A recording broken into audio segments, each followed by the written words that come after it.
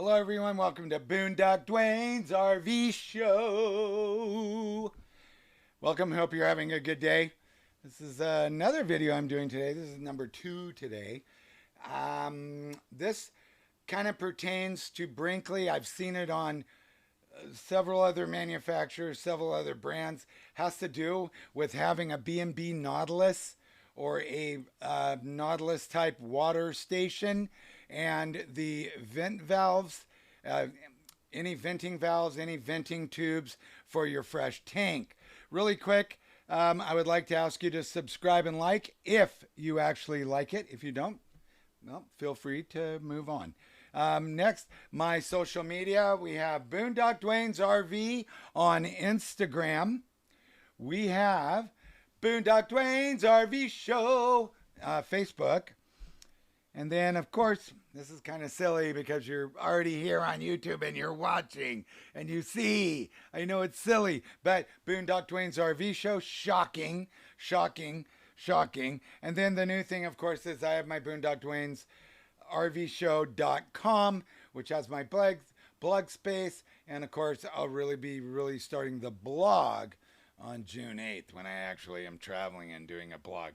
So let's get back to this right here, the thing at hand.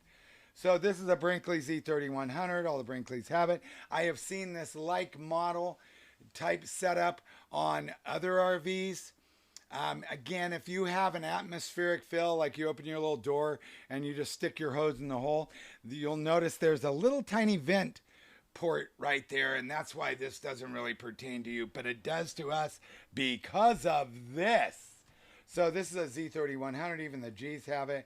This is their vent overflow system.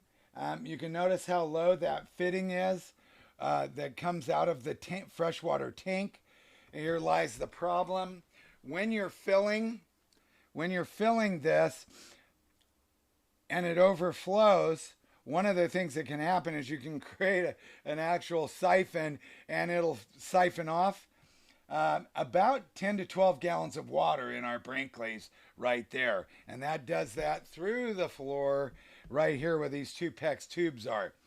So what's happening is you create a siphon, it's going to pull off about 10 or 12 gallons. You think you're full, you get to your site, you're not full, you're missing 10 to 12 gallons. The other thing that happens is while you're driving, we'll go back to this other photo really quick. I'm really good with my photos.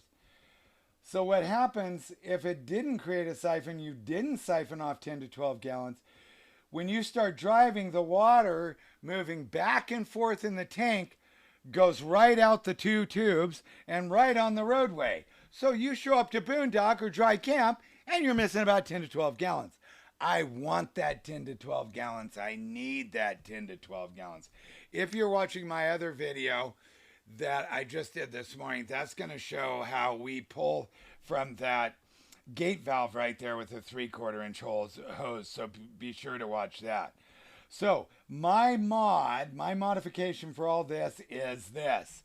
And it is a couple of 3/4 PEX to 3/4 inch pipe SharkBites, and then I have one just capped off. We'll talk about the dangers that lie there, but it's just it's some 3/4 inch reinforced rubber like heater hose from the hardware store, and a couple of 1-inch hose clamps, and then it's one 3/4 inch pipe thread female to 3/4 inch insert. And then, of course, a 3/4 inch insert straight into a 3/4 inch pipe thread female to my 3/4 inch drip irrigation ball valve.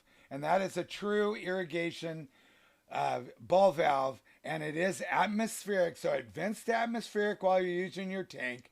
That's one thing you have to watch for. If you just plug those, you could literally have an implosion even off of your little 5 gallon, 50 psi electric pump for your fresh water. So this device does vent to atmospheric, but when you're driving, the ball inside, as water goes through the rubber tube, the rubber hose, and it plugs the little ball slides up and plugs it. You totally do not lose that water. When we show up, even after driving long trips, we can fill up. When we show up to dry camp or boondock, we have all 70 gallons. So this is a cheap and easy hack. Again, I will post all the links in the description for these items. This has been a game changer for us. Now, when filling, disclaimer again, I just unscrew the cap because I got a roll under there to plug in our, we use our hose. We use our hose to our Nautilus off of that gate valve. But again, I use the 3/4 inch brass cap. I undo that. I fill. I've gotten to where I can hear it gurgling, and it'll sputter, and that's when I shut my power fill off. You cannot walk away when you're doing this, so that's the super disclaimer. You can't walk away, or you could blow your tank. So it is something you gotta be mindful of. But other than that, it's been one of the best mods besides our solar was pulling from the bottom of the tank and using our secondary transfer pump and this quick mod. I will put all the links just off some Amazon garb in the description. I want everyone to be safe. I want you to camp on.